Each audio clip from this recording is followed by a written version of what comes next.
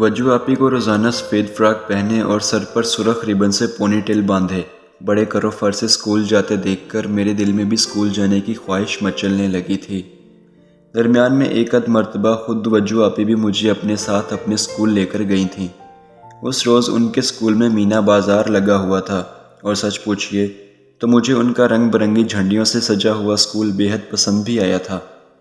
سفید لباس میں ملبوس بہت سی گوری میم جیسی عورتیں سارے بچوں کو تحائف دے رہی تھیں، جن میں چاکلیٹ اور خشک دودھ کے بسکٹ بھی شامل تھے۔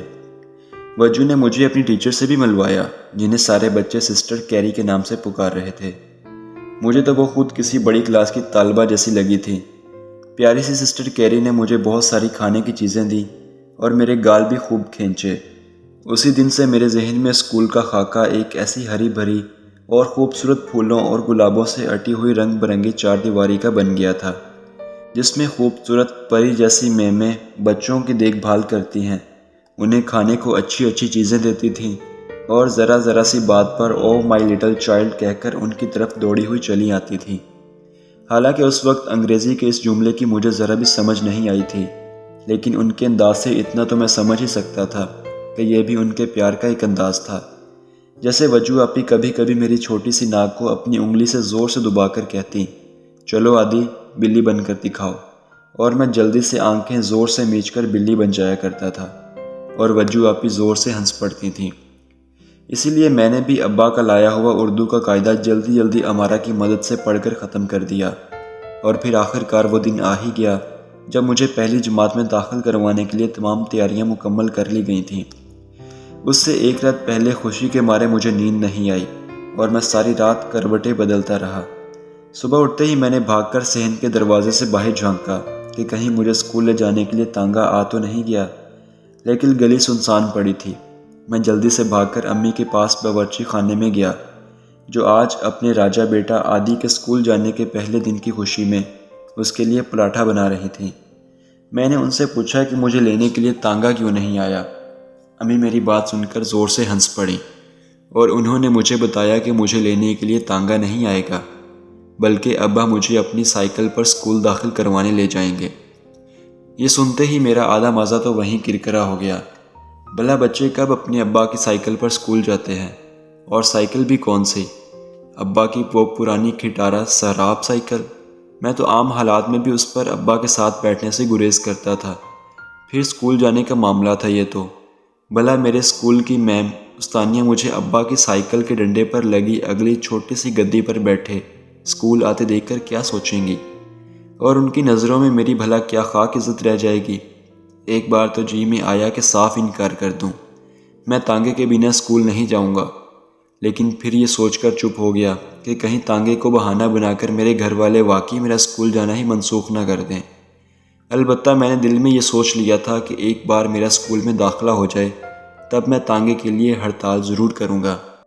خدا خدا کر کے ابا نے اپنی سائیکل گھر سے باہر نکالی اور میں امی کے ہاتھ کا بنایا ہوا ملیشیا یعنی کھدر کے کپڑے کا بستہ گلے میں ڈال کر جلدی سے سائیکل پر بیٹھ گیا، اور ابا مجھے اسکول کی طرف لیے روانہ ہو گئے۔ اور یہ کیا، یہ تو کسی اور جانب ہی مڑ گئے تھے، اور محلے کے پھاٹک سے نکل کر دائیں کی بجائے بائیں جانب چند ہی پیڈل مار کر سڑک کی دوسری جانب ایک عجیب سی بھدی اور بدنما پیلے رنگ کی عمارت میں داخل ہو گئے۔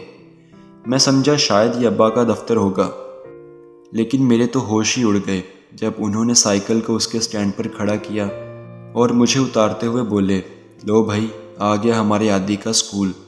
ابھی میں ان سے یہ کہہ بھی نہیں پایا تھا کہ ابا جی آپ کو ضرور کوئی غلط فہمی ہوئی ہے کہ اسی نام میں ایک سخت گیر قسم کے مولانا، جن کی شکل و شباہت ہمارے مسجد کے پیش امام سے ملتی جلتی تھی، سامنے سے آتے ہوئے نظر آئے۔ انہوں نے ابا سے ہاتھ ملایا اور مجھے یوں دیکھا جیسے کسائی بکرے کو دیکھتا ہے۔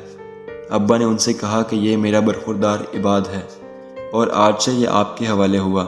میں جلدی سے ابا کی ٹانگوں کے پیچھے چھپ گیا، لیکن ابا تو بالکل ہی انجان بن گئے تھے۔ انہوں نے پھر سے کھینچ کر مجھے آگے کر دیا۔ مولانا صاحب، جن کا نام بعد میں حافظ انوار معلوم ہوا، انہوں نے میرا ہاتھ سختی سے پکڑ لیا، جیسے ان کو اس قسم کے الوداعی لمحات کا پہلے سے ہی کافی تجربہ تھا۔ ابا بیگانوں کی طرح اپنی سائیکل پر بیٹھے اور پیڈل مارتے ہوئے یہ جا اور وہ جا۔ میں ان کے پیچھے چیختا چلاتا ہی رہ گیا، اور میرے موٹے موٹے سے آنسو میرا دامن بھگوتے رہے، اور ماسٹر جی مجھے کھینچتے کھانچتے میری جماعت میں لے آئے، جہاں پہلے سے زمین پر ٹاٹ بچھائے 30-35 بچے بیٹھے ہوئے تھے۔ میں نے وجو آپی کی کلاس میں خوبصورت ڈیسک پڑے ہوئے دیکھے تھے، جبکہ یہاں تو گرد سے اٹے ہوئے ٹاٹ پر مجھے زبردستی بٹھایا گیا تھا۔ باقی بچے بھی کافی سہمے ہوئے لگ رہے تھے۔ میں نے میم استانیوں کی تلاش میں ادھر ادھر نظریں دوڑائیں، لیکن میرے ساتھ ٹاٹ پر بیٹھے دوسرے بچے نے مجھے بتایا کہ وہ مجھ سے 2 دن پہلے سے یہاں آ رہا ہے اور اس نے یہاں کوئی میم نہیں دیکھی، بس اسی قسم کے ماسٹر پائے جاتے ہیں جیسے ہمارے سامنے کرسی ڈالے بیٹھے ہوئے ہیں۔ اس بچے کا نام راجا تھا اور وہ ہمارے محلے میں 3 درجے کے کوارٹروں میں چند گھر چھوڑ کر رہتا تھا۔ پھر جو میں نے غور سے دیکھا تو آس پاس بہت سے بچے ہمارے محلے کے وہاں بیٹھے نظر آئے۔ یا اللہ، یہ کیا ماجرا تھا! یہ کیسا اسکول تھا! جو اسکول کم اور کوئی جیل زیادہ لگ رہا تھا۔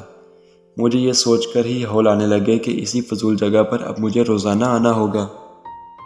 کچھ ہی دیر میں ماسٹر جی نے ہمیں اردو کا پہلا قاعدہ نکالنے کا کہا اور ایک کالے رنگ کے تختے پر پہلے الف مدہ اور پھر میم جوڑ کر عام لکھ دیا، اور اگلے 1 گھنٹے تک ہمیں بیوقوف سمجھ کر اسی ایک لفظ کی گردان کرواتے رہے۔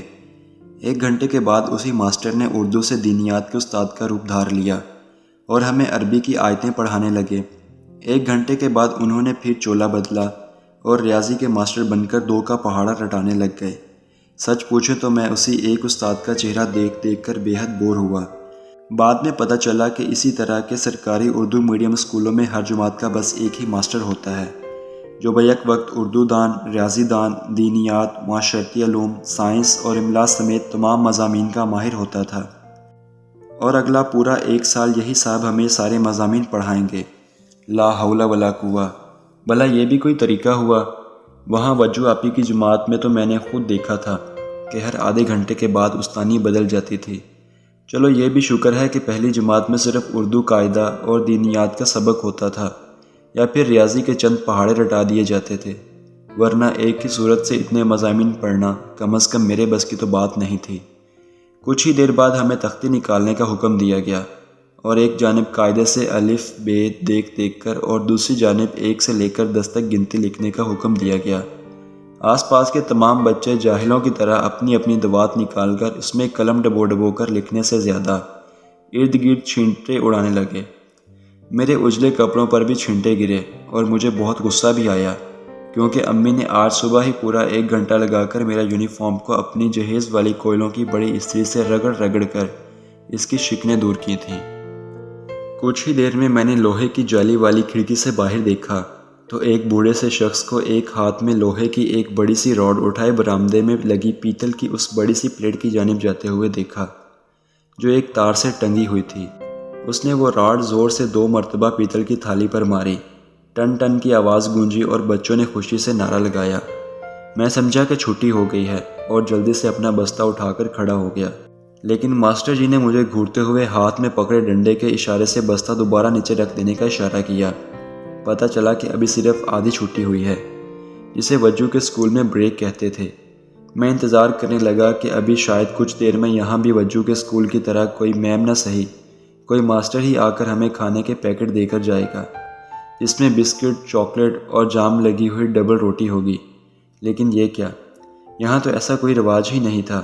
وہی شخص جس نے آدھی چھٹی کے اعلان کے لیے گھنٹی بجائی تھی، کچھ ہی دیر میں مختلف خوانچے سجائے برآمدے میں آ کر بیٹھ گیا، اور بچے اپنی اپنی جیبوں سے سکے نکال کر اس سے بنے ہوئے چنے، مرمرے، بتاشے اور جانے کیا کیا الا بلا لے کر کھانے لگ گئے۔ اتنے میں اسکول کے گیٹ سے ایک اور بابا ٹھیلا ڈھکیلتے ہوئے برآمد ہوا اور زور زور سے آواز لگانے لگا، آلو چھولے، املی والے چھولے، چاول چھولے۔ کچھ ندیدے قسم کے بچے اس کی آواز سن کر یوں اس کی جانب دوڑ پڑے جیسے انہیں زندگی میں کبھی چاول چھولے کھانے کو ملے ہی نہ ہوں۔ کچھ بچے جو صبح سے رو رہے تھے اور جن کے ماں باپ نے انہیں اسکول جانے کی فیس کے طور پر چند بڑے سکے دیے تھے، وہ اپنے ساتھ اپنے دوستوں کو بھی بیر، فالسے، گڑ کے شیرے میں خشک کیے گئے چاولوں کے لڈو اور گڑ کی بنی لائی کی دعوت میں شریک کر رہے تھے۔ راجا نے کوئی ایسی ہی اوٹ پٹانگ سی چیز بے دھیانی میں میرے ہاتھ میں بھی پکڑا دی، جسے میں نے فوراً ہی نظر بچا کر کیاری میں پھینک دیا۔ آدھی چھٹی ختم ہوتے ہی ہمیں اپنی تختیاں پھر سے دھونے کا حکم دیا گیا اور ہم سب اسکول کے احاطے میں بنے تالاب پر اپنی تختیوں پر میٹ ملنے میں مصروف ہو گئے۔ میں نے آس پاس بہت دیکھا، لیکن یہاں او مائی چائلڈ کہہ کر بچوں کے کام کرنے والی کوئی آیا دکھائی نہیں دی۔ کیا بےہودہ اسکول تھا یہ بھی۔ تختیوں کو دھوپ میں خشک کرنے کے لیے رکھ کر ہم پھر سے جماعت میں آ گئے۔ ماسٹر جی نے ہمیں صبح کا سبق دہرانے کا حکم دیا اور خود اپنی کرسی پر بیٹھ کر اونگنے لگ گئے۔ ان کی دیکھا دیکھی کچھ ہی دیر میں کلاس کا ہر بچہ انہی کی طرح لمبی لمبی جمائیاں اور انگڑائیاں لینے لگ گیا۔ جماعت کے آخری رو میں بیٹھے چند بچوں میں سے ایک کا تو اپنی نیند کی جھونک میں زور سے سامنے زمین پر سجدے میں گر پڑا اور پھر جلدی سے اٹھ کر طوطے کی طرح اپنا سبق دوبارہ رٹنے لگ گیا۔ بالآخر پوری چھٹی کا گجر بھی بج ہی گیا اور سب بچے شور مچاتے ہوئے ایک ریوڑ کی مانند تیزی سے اپنی اپنی کلاسوں سے نکل کر باہر کے گیٹ کی جانب بھاگے۔ گرد کا ایک ایسا طوفان اٹھا کہ پہچاننا مشکل ہو گیا کہ ہم میں سے کون محمود ہے اور کون ایاز۔ میں نے سب بچوں کے نکل جانے کا انتظار کیا اور پھر اپنا بستہ گلے میں ڈالے اور اپنی تختی تھام کر گھر کی راہ لی۔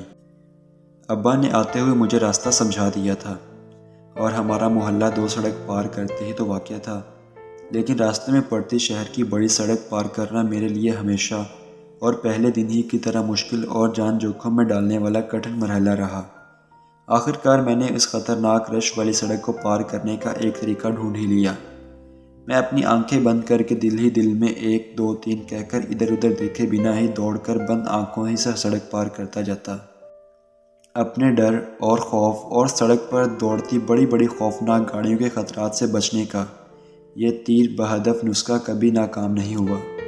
بعد میں بھی زندگی میں کئی مرتبہ جب مجھے کسی ایسے خوف اور انجانے خطرے کا سامنا کرنا پڑا، تب بھی میں نے یہی فارمولہ آزمایا اور ہر مرتبہ میں اپنے خوف اور ڈر کی وہ خطرناک سڑک کامیابی سے پار کرتا گیا۔ البتہ جب کبھی میں نے اسی خوف سے چونک کر آنکھیں کھولنے کی غلطی کی اور ڈر کر رکا یا پلٹا، تو وہیں ٹھوکر کھائی اور گر پڑا۔